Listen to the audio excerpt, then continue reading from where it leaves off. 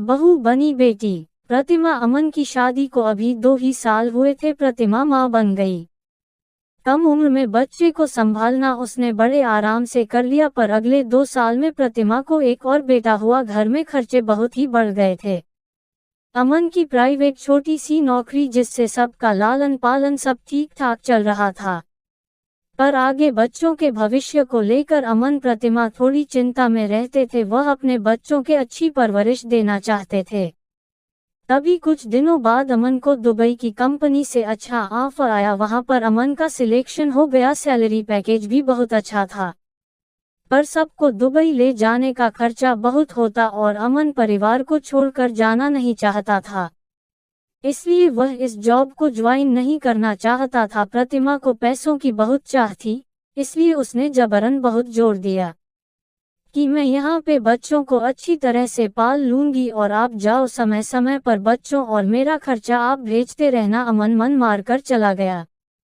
धीरे धीरे उसका मन दुबई में लग गया। बच्चों की परवरिश भी बहुत अच्छे से होने लगी। दोनों बच्चे बोर्डिंग स्कूल में पढ़ने लगे।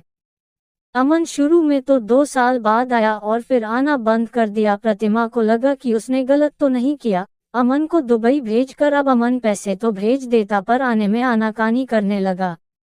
धीमे धीमे वह बीवी बच्चों से मतलब रखना बंद कर दिया।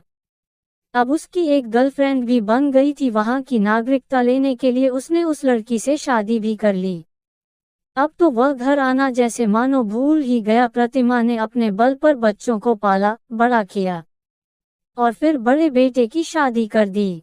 बड़ी बहू तो आते ही बेटे को लेकर अलग हो गई। प्रतिमा बहुत टूट चुकी थी। पहले पति और बेटा धीरे धीरे सब दूर होते जा रहे थे। उसको कुछ भी अच्छा नहीं लगता था। उसका कोई ध्यान रखने वाला नहीं था। उसका कहीं मन नहीं लग रहा था।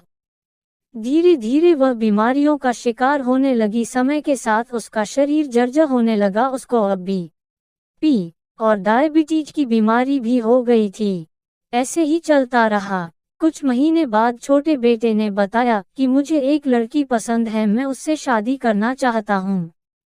प्रतिमा ने सोचा कि यह काम भी करके मैं अपनी जिम्मेदारियों से मुक्त हो जाऊं और अकेले जैसे तैसे अपनी जिंदगी जी लूंगी।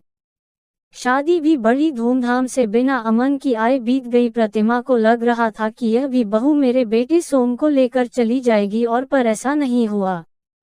नेहा बहुत ही समझदार निकली। वह प्रतिमा का बहुत ही ध्यान रखती थी। उसको समय पर दवा देना, उसके साथ बैठना, बातें करना, अपने साथ बाहर ले जाना आदि सब बातों का वह पूरा ध्यान रखती थी।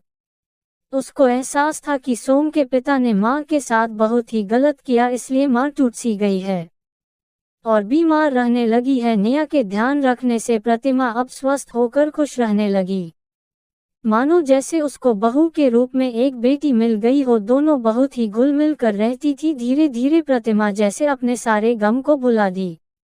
1 साल बाद नेहा मां बन गई।